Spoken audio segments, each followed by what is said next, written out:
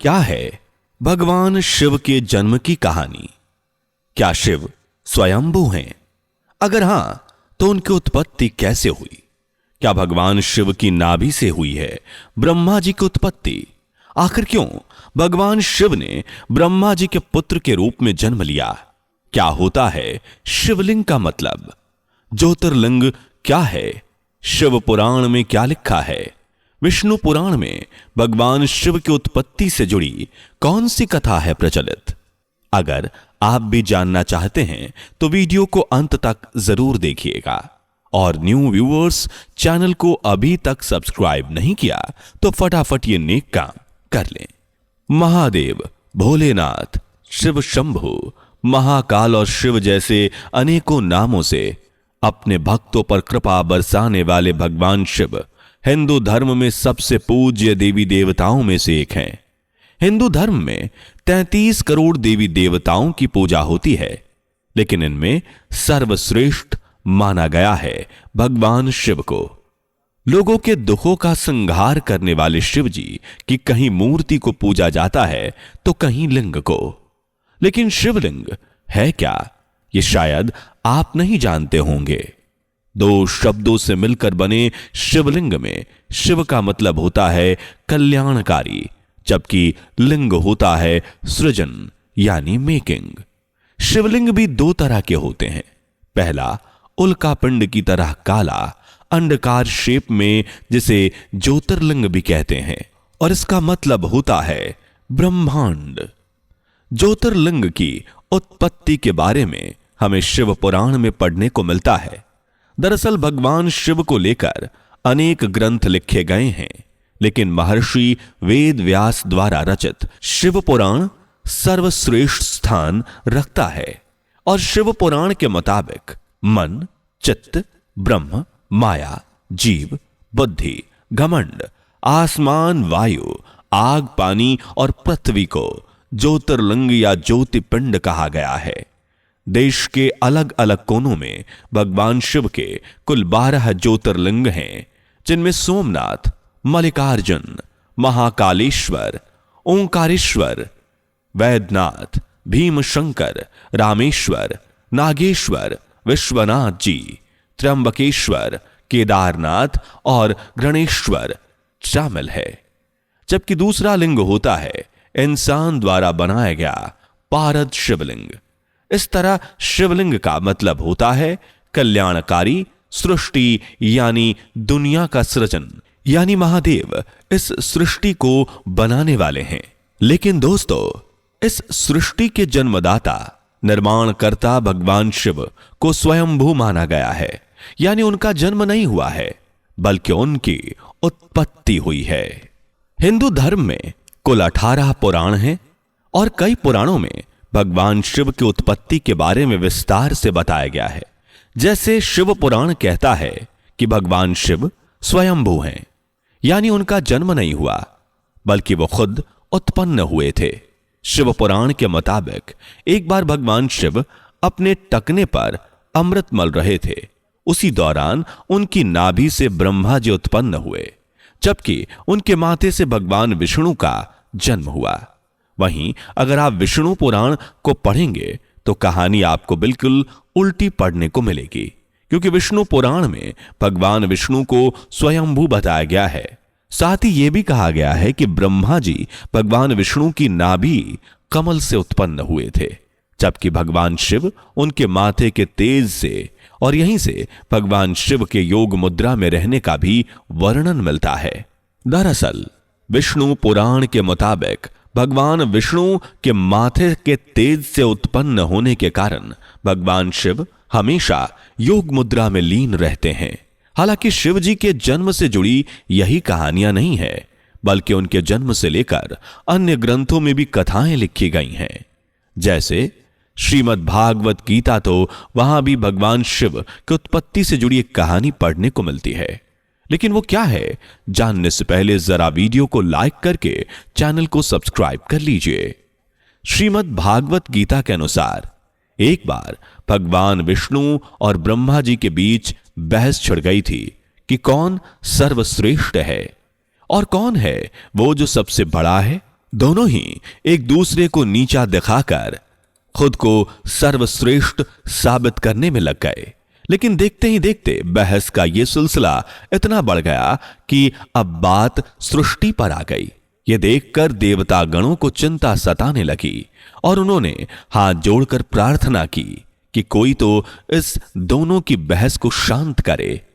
देवता गणों का दुआ करना हुआ कि तभी ब्रह्मा जी और विष्णु जी के सामने एक जलता हुआ खंबा ज्योतिर्लिंग के रूप में प्रकट हुआ, जिसका ना कोई आदि था ना कोई अंत।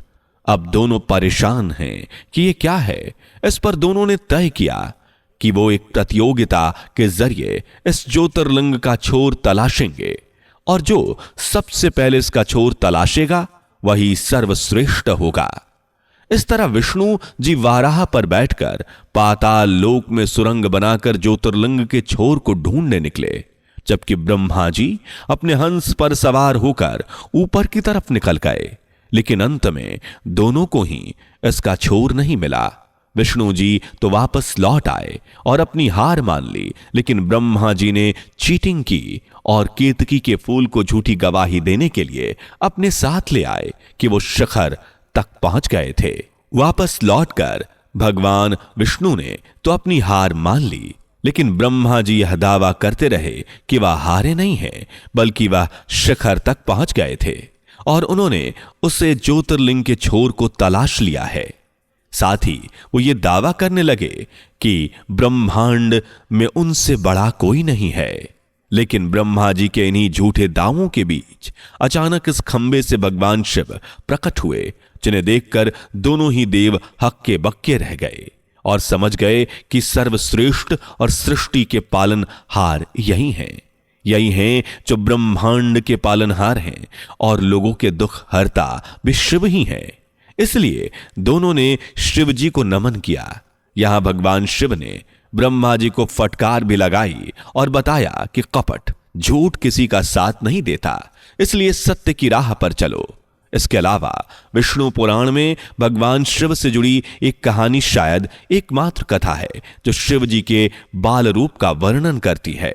इस कथा के अनुसार जब धरती, आकाश, पाताल समेत पूरा ब्रह्मांड जलमग्न था, तब ब्रह्मा, विष्णु, महेश के सिवाय इस दुनिया में कोई नहीं था। तब सिर्फ भगवान विष्णु ही अपने शेष नाग पर जल की सतह पर लेटे हुए नजर आ रहे थे और तभी उनकी नाभि से ब्रह्मा जी की उत्पत्ति भी मानी जाती है। ये दोनों ही जब सृष्टि के बारे में बातें कर रहे थे, तब विष्णु जी के माथे के तेज से शिव प्रकट हुए। लेकिन अहंकार से चूर ब्रह्मा जी ने शिव जी को पहचानने से इनकार कर दिया। लेकिन ब्रह्मा जी के इस बात से विष्णु जी को डर था कि कहीं भगवान शिव रूठ ना जाए, इसलिए उन्होंने दिव्य दृष्टि के जरिए ब्रह्मा जी को भगवान शिव की याद दिलाई और ब्रह्मा जी ने अपनी गलती मानते हुए भगवान शिव से माफी मांगी। साथ ही पश्चाताप के रूप में शिव जी से कहा कि आप मेरे पुत्र के रूप में जन्म लें। शिव जी ने ब्रह्मा जी की बात सुनी और उन्हें यह वरदान दिया। इसी वरदान के फलस्वरूप विष्णु के कान के मैल से पैदा हुए मधु कैटव्य राक्षसों के वध के बाद ब्रह्मा जी को एक पुत्र की जरूरत पड़ी। दरअसल यहां ब्रह्मा जी सृष्टि की रचना कर रहे थे और इसी रचना के लिए उन्हें कई पुत्रों की आवश्यकता आन पड़ी। इसी दौरान उन्हें शिव जी से मांगा गया आशीर्वाद रूपी वरदान याद आया और उन्होंने शिव जी को बालक के रूप में पाने के लिए तपस्या शुरू कर दी। ब्रह्मा जी की तपस्या से खुश होकर और अपना वरदान याद कर भगवान शिव ने ब्रह्मा जी की गोद में बालक के रूप में जन्म लिया और जोर जोर से रोने लगे। ब्रह्मा जी एक पल को तो हैरान हुए, लेकिन फिर उन्हें समझ आया कि ये शिव जी ही हैं। इसलिए उन्होंने शिव जी से पूछा कि आप क्यों रो रहे हैं। इस पर भगवान शिव ने उत्तर दिया, क्योंकि मैं ब्रह्मा नहीं हूं। यह सुनते ही ब्रह्मा जी ने इस बालक को रुद्र नाम दिया, जिसका मतलब होता है रोने वाला। लेकिन शिव जी इस नाम को सुनने के बाद भी चुप नहीं हुए, इसलिए ब्रह्मा जी ने उन्हें रुद्र के बाद दूसरा नाम दिया शर्व। लेकिन शिव जी को यह नाम भी कुछ खास पसंद नहीं आया, इसलिए वो अब भी रो रहे थे। ब्रह्मा जी ने एक और नाम दिया भाव, लेकिन अब भी सेम कंडीशन। इस तरह शिव जी के रोने पर ब्रह्मा जी उन्हें लगातार 8 नाम देते जा रहे थे, जिनमें रुद्र, सर्व, भाव, उग्र, भीम, पशुपति, ईशान और महादेव शामिल है। और अंतिम नाम यानी महादेव को सुनकर भगवान शिव शांत हुए और इस तरह उन्हें इन 8 नामों से जाना जाता है। इसी तरह शिव जी के जन्म से जुड़ी अनेकों कहानियां हैं, लेकिन दोस्तों ज्यादातर धार्मिक गुरुओं का मानना है कि भगवान शिव स्वयंभू हैं, जैसा कि हमें शिव पुराण में भी पढ़ने को मिलता है। हालांकि कहानी चाहे जो भी हो, नाम चाहे जो भी हो, लेकिन भगवान शिव की महिमा आज पूरी दुनिया में बरकरार है। वो अपने भक्तों पर असीम कृपा दर्शाते हैं। भगवान शिव ही सत्य हैं, शिव ही अनंत हैं, शिव ही भगवंत हैं, शिव ही अनादि हैं, शिव ही ब्रह्म हैं, शिव ही ओमकार हैं, शिव ही शक्ति हैं, शिव ही भक्ति हैं। हरि अनंत हरि कथा अनंता, कहीं सुनही बहुविधि सब संता। मतलब हरि अनंत हैं और उनकी कथा भी अनंत है, उनका पार कोई नहीं पा सकता। सभी संत उन्हें कई प्रकार से डिफाइन करते हैं, लेकिन हरि की लीला अपरंपार है। वो अनादि काल से सृष्टि में और सृष्टि के अंत के बाद तक रहेंगे। दुनिया उन्हें अलग अलग तरह से पूजती है, लेकिन शिव एक जैसी कृपा सभी पर बरसाते हैं। उम्मीद है आपको ये वीडियो और शिव से जुड़ी ये कथा पसंद आई होगी, इसलिए वीडियो को लाइक करके शेयर करके चैनल को सब्सक्राइब करना बिल्कुल मत भूलिएगा। साथ ही अगर आप भी शिव जी के भक्त हैं तो कमेंट में हर हर महादेव जरूर लिखें। मिलते हैं अगली वीडियो में, तब तक के लिए बाय बाय।